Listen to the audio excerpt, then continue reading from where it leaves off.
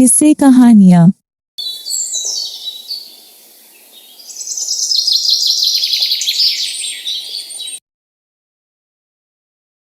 बहुत समय पहले की बात है। एक गांव में दो किसान रहते थे। एक का नाम था राम और दूसरे का नाम लखन। दोनों बचपन के दोस्त थे और उनके बीच गहरी दोस्ती थी। राम एक बहुत ही मेहनती किसान था जो हर दिन सूरज उगने से पहले अपने खेतों में काम करता था। दूसरी ओर लखन थोड़ा आलसी था और अपना ज्यादा समय आराम करने और गपशप करने में बिताता था। लक्ष्मी, मैं खेतों पर जा रहा हूँ, तो मेरा खाना बांध दो, मैं वहीं पर खा लूंगा। आज खेतों पर थोड़ा ज्यादा समय लग जाएगा।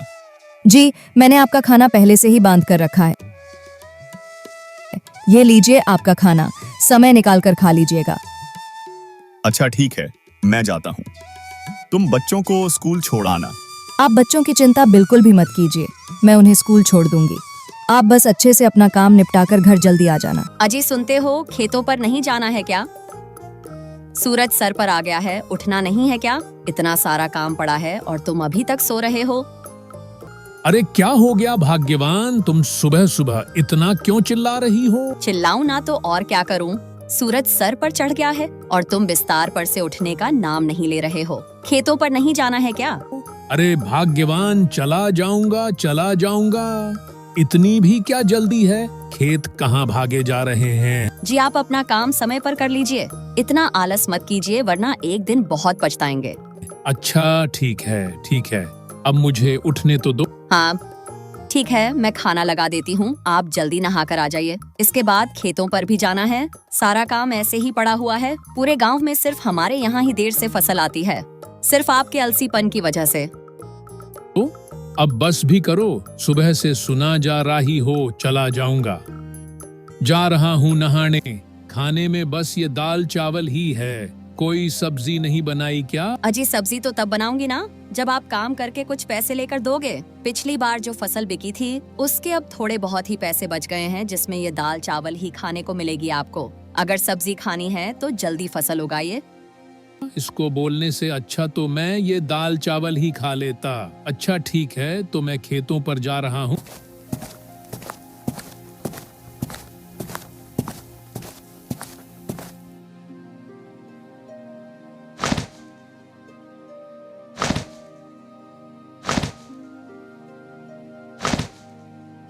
अरे राम भाई, सारा खेत आज ही जोत डालोगे क्या? कुछ कल के लिए भी छोड़ दो। हाँ लखन भाई, बस थोड़ा सा ही खेत बचा है, उसे भी आज ही जोत दूंगा ताकि कल से मैं अपने खेत में बीज बोल सकूं।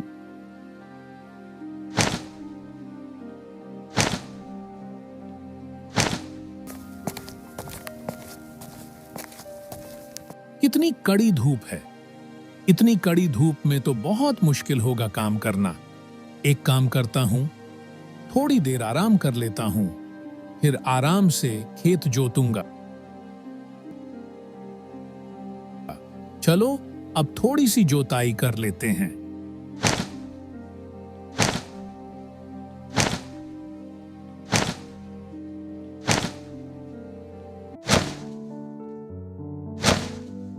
भूख लग गई, चलो पहले कुछ पेट पूजा कर ली जाए, फिर दोबारा से काम करूंगा।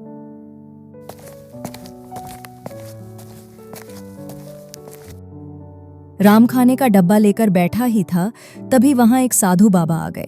अरे बेटा, बहुत भूख लगी है, कुछ खाने को मिलेगा क्या? साधु महाराज, आज मेरे पास ज्यादा कुछ खाने को नहीं है। यह मेरी पत्नी ने रोटी सब्जी और धनिया की चटनी बनाई है, खा लीजिए। यह राम के पास कौन आया है? कोई साधु महाराज मालूम होते हैं। चलो चलकर देखा जाए। प्रणाम साधु महाराज। खुश रहो बेटा, तुम्हारा कल्याण हो। महाराज, मैंने आपके लिए आसन लगा दिया है, आप यहाँ बैठकर खा लीजिए। पर बेटा, तुम्हारा खाना मैं खा लूंगा तो तुम क्या खाओगे? आप मेरी चिंता मत कीजिए बाबा, मैं थोड़ी देर में घर जाकर खा लूंगा। आप ये खाना खा लीजिए।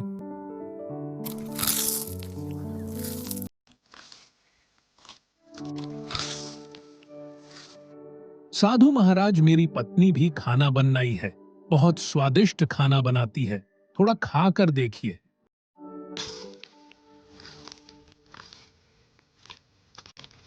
मेरी भूख शांत करने के लिए तुम्हारा बहुत बहुत धन्यवाद। धन्यवाद की कोई जरूरत नहीं है बाबा। ये तो हमारा परम सौभाग्य है कि आपने हमें अपनी सेवा करने का मौका दिया। बाबा, आप तो बस हमें आशीर्वाद दीजिए कि इस बार हमारी फसल बहुत अच्छी हो और हमारे परिवार को सुख शांति मिले। तुम दोनों को मेरा आशीर्वाद। मेहनती किसान हमेशा सफल होता है, लेकिन आज मैं तुम्हें कुछ विशेष देना चाहता हूँ। साधु महाराज अपनी झोली में से कुछ छोटे छोटे बीज निकलते हैं और उन्हें राम और लखन को देते हैं। साधु महाराज, यह किस चीज के हैं? क्या यह कोई विशेष फसल के हैं? यह कोई साधारण बीज नहीं है, यह जादुई बीज है। इन्हें अपने खेतों में बो दो तो हाँ, तुम्हें वही देंगे जो तुम बहुत ज्यादा चाहते हो। हम आपकी इस मुलाकात के लिए बहुत आभारी हैं। साधु महाराज, मैं इन्हें बहुत अच्छे से देखभाल करूंगा और इन्हें रोज पानी दूंगा।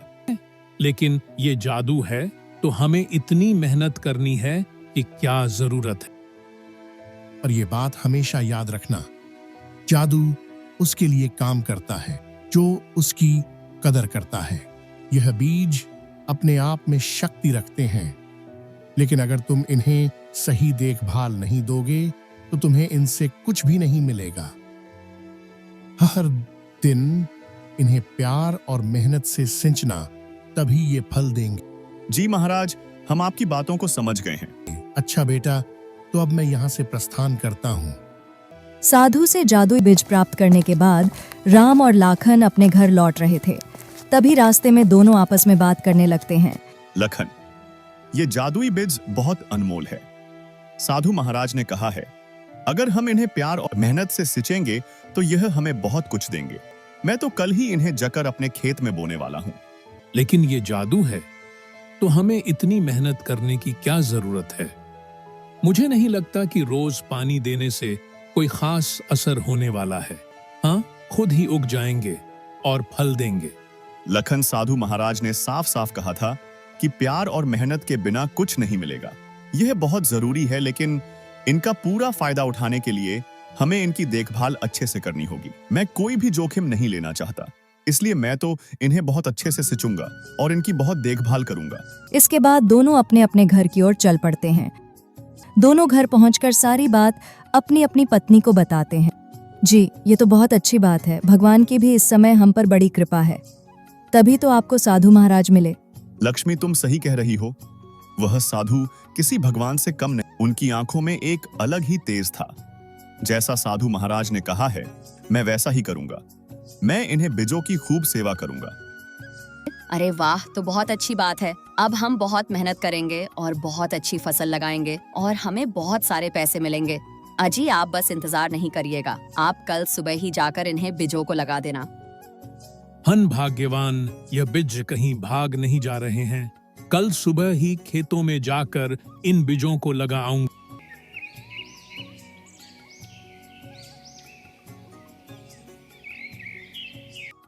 मैं आज खेत में ज्यादा समय बिताऊंगा। साधु बाबा ने मुझे जो भेज दिया है वह आज खेत में बोने हैं। मुझे लगता है कि अगर हम इन बीजों की अच्छे से देखभाल करें तो हमें बहुत लाभ मिलेगा।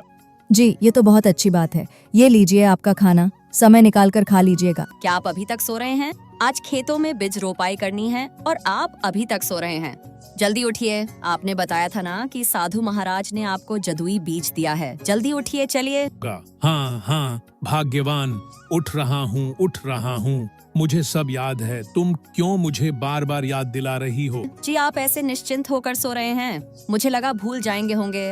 नहीं, मैं कुछ नहीं बोला हूँ। मुझे सब याद है। तुम खाना लगाओ, मैं नहा कर आता हूँ।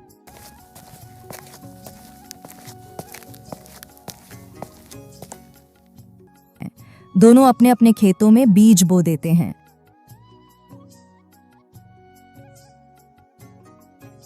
जी, खेतों का काम अच्छे से निपट गया ना? हाँ लक्ष्मी, खेतों का काम अच्छे से निपट गया। मैंने बीजों को भी अच्छे से बो दिया है और पानी भी दे दिया है। कल सुबह जल्दी उठकर खेतों पर चला जाऊंगा। जितना ज्यादा खेतों की देखभाल करूंगा उतना ही अच्छा रहेगा।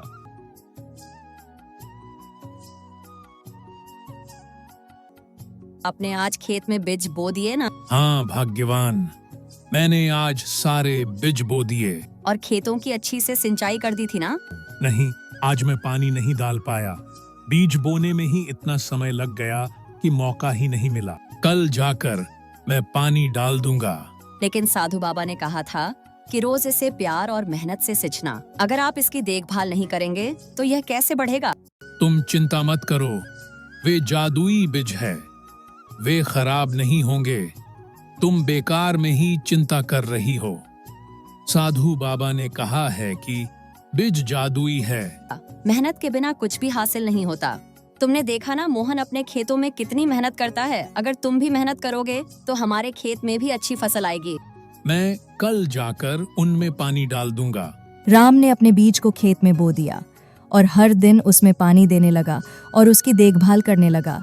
उसने अपनी बीज को ऐसा सिंचा जैसे उसका बच्चा हो। दूसरी ओर लखन ने भी अपना बीज बो दिया, लेकिन उसने सोचा कि बीज तो जादुई है, तो इतना देखभाल करने की जरूरत नहीं है। उसने सिर्फ अपने खेत में पानी डाला और बाकी समय आराम करता रहा।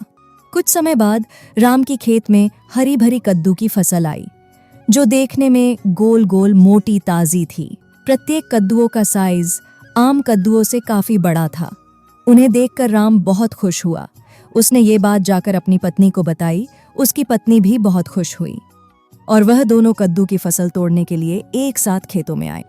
जी सच में, हाँ, तो बहुत अच्छी कद्दू की फसल आई है। इतने बड़े कद्दू तो मैंने आज तक नहीं देखे और ये देखने में भी कितने सुंदर लग रहे हैं। चलिए इन्हें जल्दी से तोड़ लेते हैं, फिर आप इन्हें बाजार में बेच आना।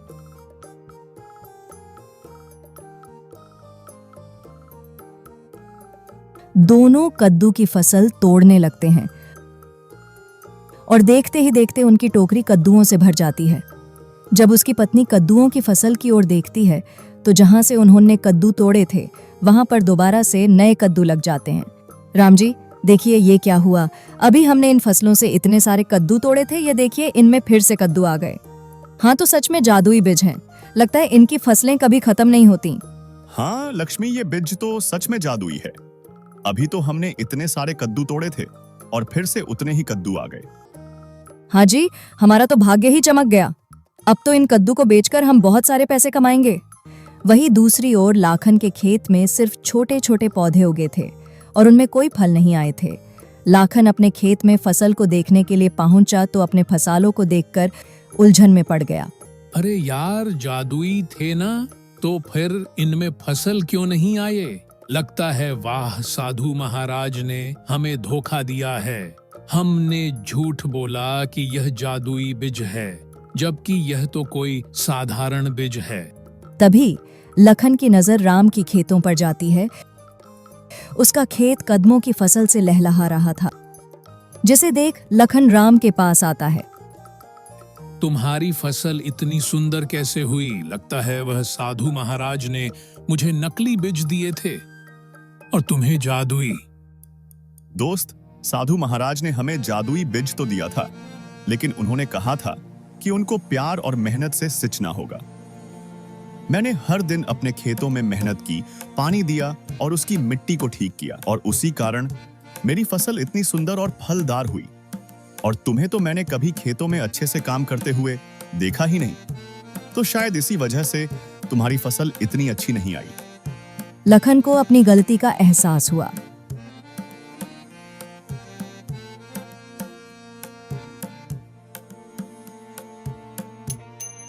अरे नहीं, मैंने ये क्या कर दिया? यह बीज तो सच में जादुई थे। मैंने इन पर सही से ध्यान नहीं दिया, इसलिए इन्होंने मुझे फल भी नहीं दिया। यह सब मेरे ही गलती है। अगर मैंने भी इन्हें बीजों का अच्छे से पालन पोषण किया होता तो आज मेरे भी खेतों में राम की तरह कद्दू की फसलें लहर रही होती। राम ने कद्दुओं को बेचकर खूब लाभ कमाया। वहीं दूसरी ओर लखन को पछतावे के अलावा कुछ भी नहीं मिला। दोस्तों, अगर आपको वीडियो पसंद आया हो तो लाइक और शेयर जरूर करें। चैनल को सब्सक्राइब करना ना भूलें और बेल आइकन दबाएं ताकि आप हमारी हर नई कहानी सबसे पहले देख सकें। मिलते हैं अगली मजेदार कहानी में।